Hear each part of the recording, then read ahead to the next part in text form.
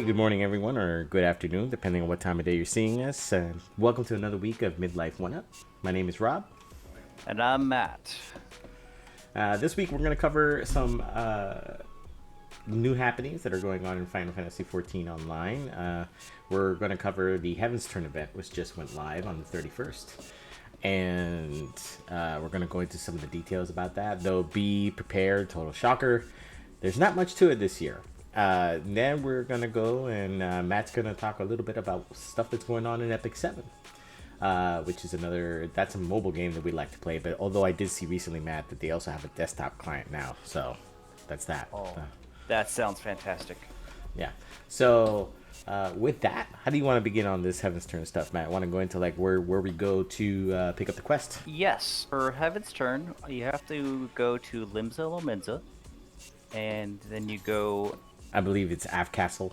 You have to go to the Av Castle. Thank you. Yes, you go to the Aft Castle, and you'll see the location. Everyone is there, picking up the quest, and I would thought there was going to be a little more to it than this. But when you get there, they ask you to just do a couple of things, and then it seems like it got over a lot quicker than it should be, because in years past there used to be like a fate that you would go do. And you would go and maybe even grind something for a little bit and then earn some more stuff. But this year was super light. Yeah, in past years, by the way, for anyone that's looking at the screen, the Heavy Bugio person that you see right here that I'm kind of like tapping, that's the person you want to talk to in Af Castle in Limsa Lominsa. If you started in another city and you're new to the game, eventually you'll get to Limsa Lominsa, hopefully before the event's over. But it's pretty early on in the game where they start sending you as a representative for the Scions to go talk to all the different leaders for every different city. So you'll get to Limsa pretty quick. I believe Limsa is like one of the first cities you go on your trip. Basically, it's very light. This year, most years, we did go through some questing part, like a little light quest, text, whatever, and then they send you out to go grind a fate, right? And then you bring back after the fate, and then you talk to the person again, and boom. This year, it's like Matt said, it's pretty light. There's a quest line that's all here in Limsa Lominsa, so it's pretty self-contained. You go talk to 3 NPCs, right, Matt? 3? Yeah, they go and they ask you 3 questions, and it don't even matter if you get them right or not.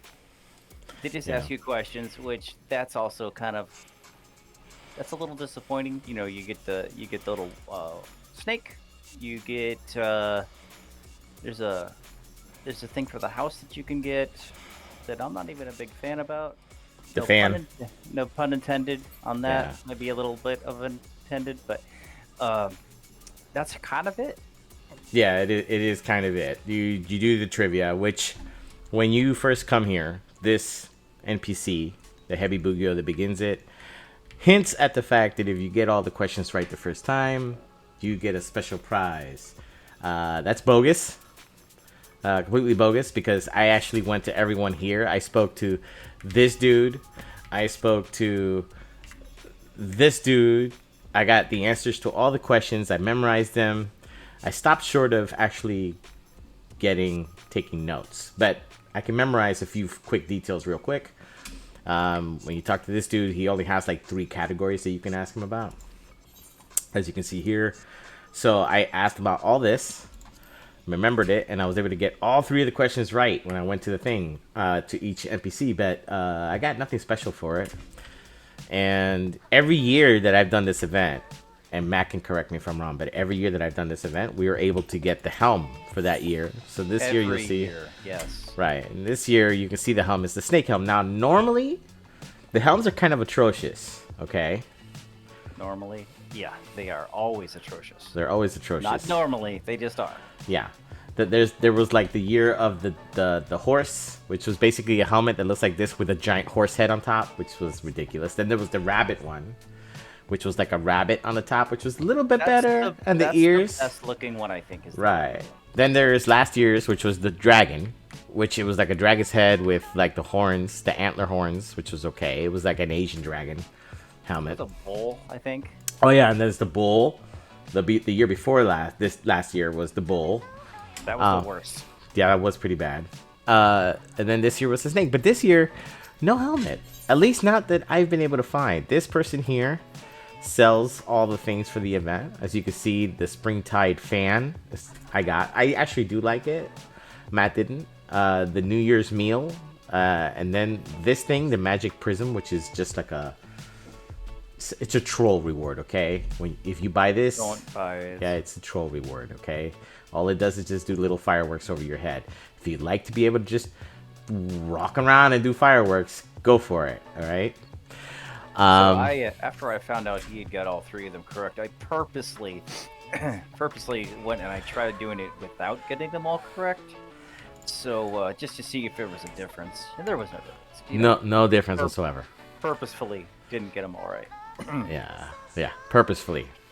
Just like he purposefully died all those times during the raid to show you guys what not to do. Well, now you know where not to stand. Now you know where not to stand. That's correct. You're welcome. Yeah, you're welcome. I also went and spoke to all the NPCs around the event, including these dudes in the rabbit costumes. Some interesting stuff there, but mostly that's pretty much it. You can get your fortune done though at that one spot over to the side. Yeah, the Far Eastern Omikujishi, which I'll show you guys what that's like now. So you basically talk to this person. It's kind of fun. I guess. Do it once and I'm done. You can click on draw the Omikujishi. You have to pay 100 gil. So if you're low level and don't have a lot of gil, don't do this. I'll save you the mystery. You hit this. You go through this, and then this little cutscene takes place. Shake, shake, shake. Yeah, the shake, shake, shake. Yeah. I wonder if it's going to see anything different from the one I had. Yeah. Well, I've done it 2 or 3 times already. It's always different. Yeah. Yeah, see, adventure. Forge thy weapons anew, for thy pursuit shall reveal untold strength. Relationships, hone thy perception and gain insight into the hearts of others.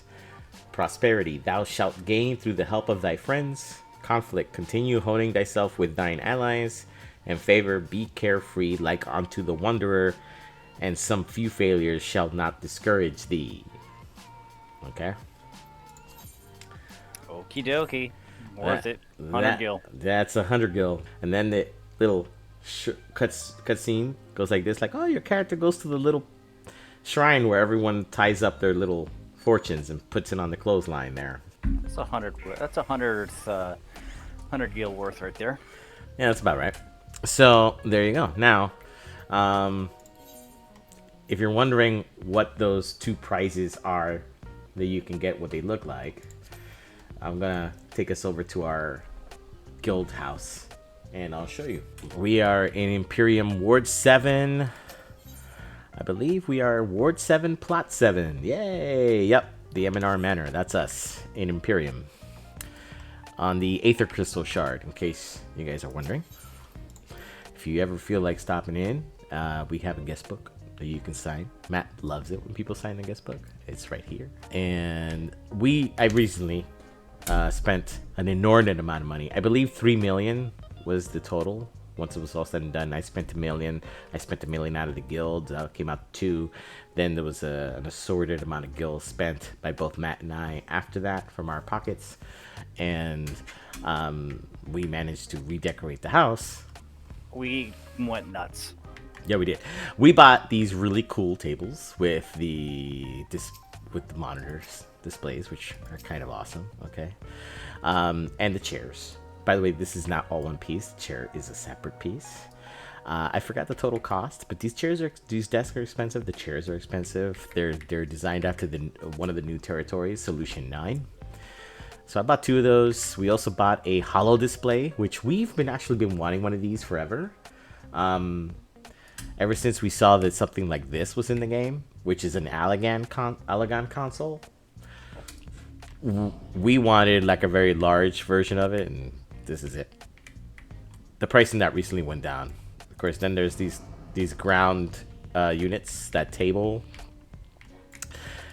This other ground This is actually a rug, but yeah, when you click on it, they do things. So we went a little crazy. We bought a bunch of these, and I set up the main floor of our manor to look kind of like an IT office, really. Yeah, basically. So there you go. With folding sinks and cool monitors. Yeah. The sinks are to wash the blood off our enemies who call us every day and ask us to fix a printer.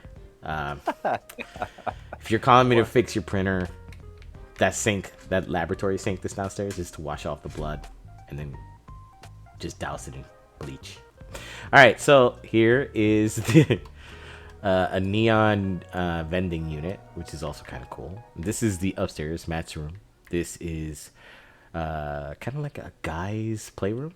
Though I guess really this could just be like a cool hangout spot for anybody. We got some billiards. We got all kinds of stuff. Our house is open. Anyone could come in. We don't hold events. A lot of people, they have these big guilds and they big guild houses, and they hold events where a lot of people come over and they do all kind of role play and erotic role play and all kinds of stuff. So we don't do that. Our house is pretty much just me and Matt. Matt found this really cool glowy floor. What's it called? A floor. It's actually a stencil, is what this is. A floor stencil. It's a rug. So if you bring the lights down, you can actually see it glowing. Yeah, right now the light is at 1. But here it is at 0 lights. So you do see that it's glowing a little bit there. Yeah, get a little bit of a glow there. It's pretty cool. Yeah. I just recently added this, put together this whole bar back here. It was pretty fun. One of our submarines, or at least I found out, I'm sorry, not through our submarines, that they bring these tankards in, and Rob showed me, so I was like, well, that would go perfectly with this whole bar section. So we just kind of threw this together and put this bento box, which is part of the Heavensturn event here at the end. Yeah, this is the meal that you can get, the New Year meal. It's basically a really ornate bento box, which is kind of cool looking. You can get a closer look at it there, you know. The food is very cool. It's all decorated like it would be in Japan. They like to make their food decorative and fun looking, so that is very much like that.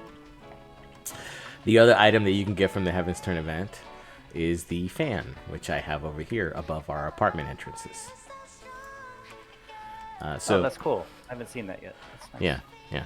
So this is the additional chamber. So if you're a member of our guild, you can get a private chamber in the mansion. And when you do, you can go in here. This will be your private space that you can decorate however you want. Like I did with my space here. I gave mine like a upstairs loft kind of look.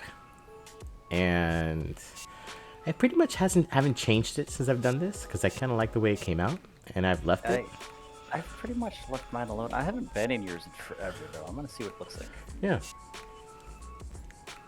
Oh yeah, that's right. You have the giant book. Yeah, I have the giant book. I have the lofts. I have all this stuff with the nooks.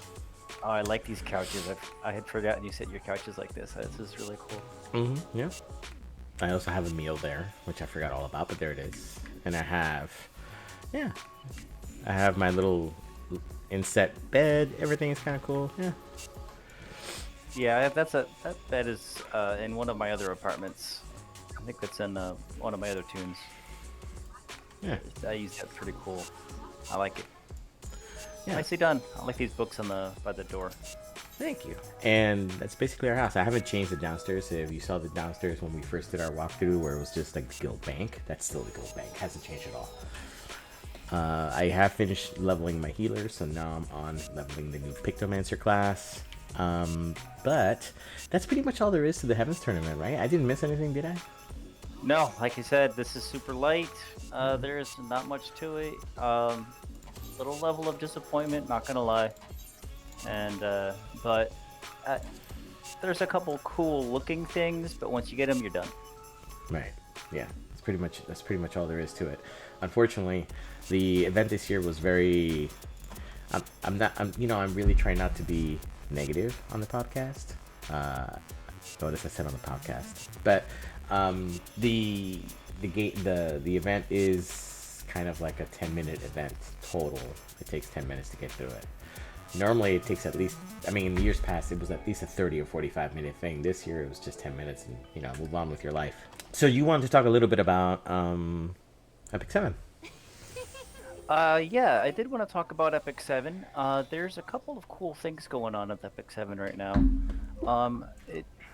Since the turn of the year, there's a new limited summons. Really not new, but it's now out.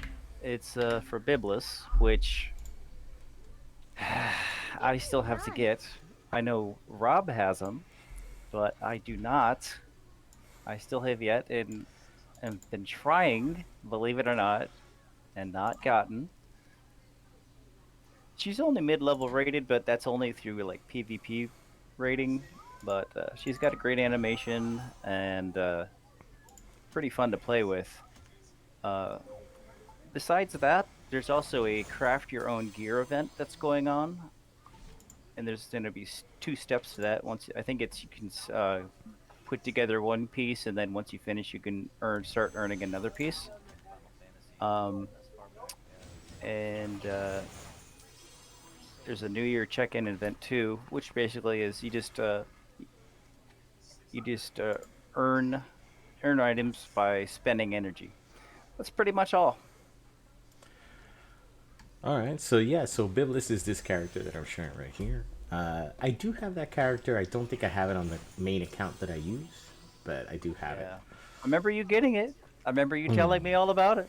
Yeah. I remember how super happy I was that you got her. I didn't want her though. I got her, but I wasn't really trying to get her. I got the one I wanted was the vine plant version of Blooming Lightica. Yeah. That's the one I really wanted, Blooming Lightica. I did not get that one.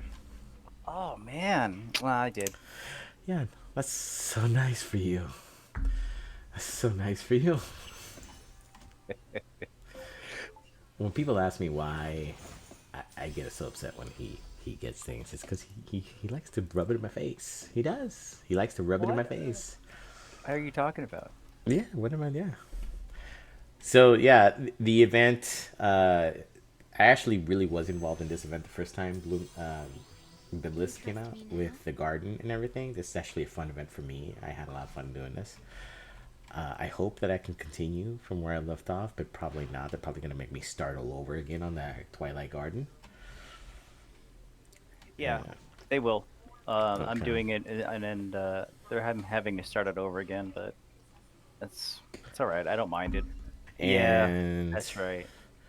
Yeah, and then of course there's the Moonlight Summon, which is like a martial arts girl, which she looks interesting, but I don't know if I'm gonna really try too hard for her. Yeah, but I always try to get them. Very rarely do I actually get them, but I always try to get that summon, and that's a difficult one usually when you're not spending money on the game. So they're also doing a check-in reward, where you can get all kinds of different rewards for the month. Right, basically just log in, play the game, and you just get rewarded for it. Right. And this month's event has to do with flakes, which I guess you can use to do things to get. It's a currency that they're giving out for you to be able to get other things. So that's kind of neat. You had pointed out to me a little bit ago about a new series that had come out called Secret Level on Prime. Mm-hmm. I'm not gonna lie, it took me a day and a half to burn through that thing. I couldn't stop. I was first turned on to that in actuality by the Mega Man episode. Yes, that was great. Someone sent it to me on Instagram. I thought that was amazing. And then I saw someone else used the clip from the Warhammer 40K. Oh my gosh, that was terrifying. It's the best way possible. I know. The scene where they're just, when they're just like when the Royal Marines are just kind of like plowing through all those guys. Like, that's the best moment. It really is. The music they put behind that. Yeah. Is just shows such dominance. Yeah. There's nothing that is gonna stop these guys. Someone remixed that whole scene on Instagram, with Black Sabbath playing in the background. That's amazing. And I was like, I don't know what series this is, but I'm gonna Google it, research it, because I have to see this now. It was really good. So many episodes were so good, and wow, I gotta say, that's the darkest Pac-Man I've ever thought I would ever see. I can't ever play that game again without thinking, wow, that guy's dark. Yeah. Well, no spoilers, guys, but if you haven't seen it, it is available on Prime. Okay, so if you have Prime, which these days I feel like who doesn't have Prime? If you have Prime, you should go see that series called Secret Level. It's in the same vein as Netflix's Love, Death, and Robots. So if you haven't seen Love, Death, and Robots on Netflix, also go see that because it's kind of amazing. I recommend season 3's Swarm episode for that one. That one's amazing too.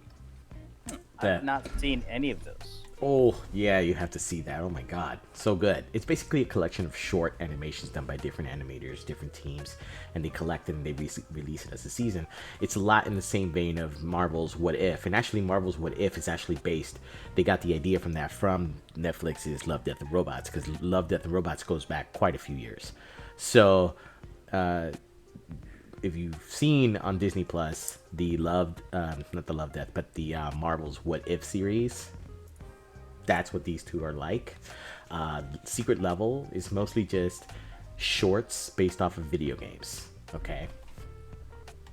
Some of them they're all good. Okay, but some of them are really, really freaking phenomenal. The Pac-Man one was really dark. I never would have thought that Pac-Man can be dark, but I was edumacated. Yeah, you and me both, brother. I was edumacated as to how dark that can get. There are some videos you can watch, like this Secret Level video review here. I'll have it running in the background so you guys can check it out. But the Mega Man one was amazing. It starts with Rock Lee, so anyone who's like an old school gamer, a Gen X gamer, basically, you know that Mega Man's name is actually Rock Lee, and he was the assistant for Dr. Light. So that's where that starts. The Dungeons and Dragons episode, which I just saw there, that was an amazing episode too. Oh, I loved that one. That was a great start to that whole series. Yeah, it was. It really was. The Armored Core one with Keanu Reeves. Did you see that one? I was just gonna get to that. Yes, that was such a good.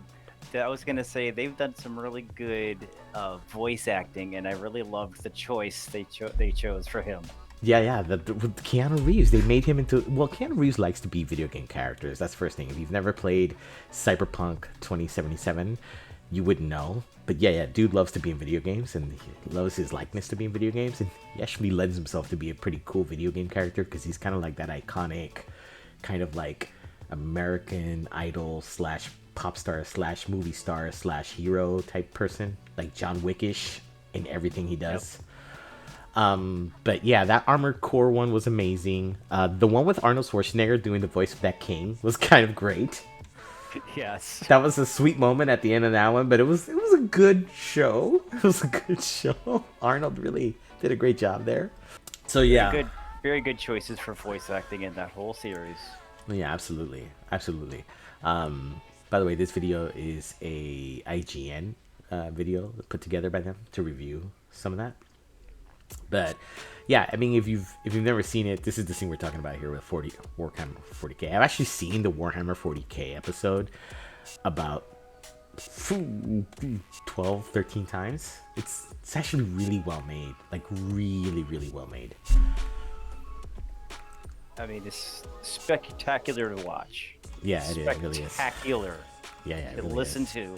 It's just so overwhelmingly awesome. Yeah, I haven't finished the entire series yet. I stopped on the one with Unreal Tournament. That's where I stopped. Unreal Tournament 2000 with the robots uprising. Oh my gosh, you're gonna love it.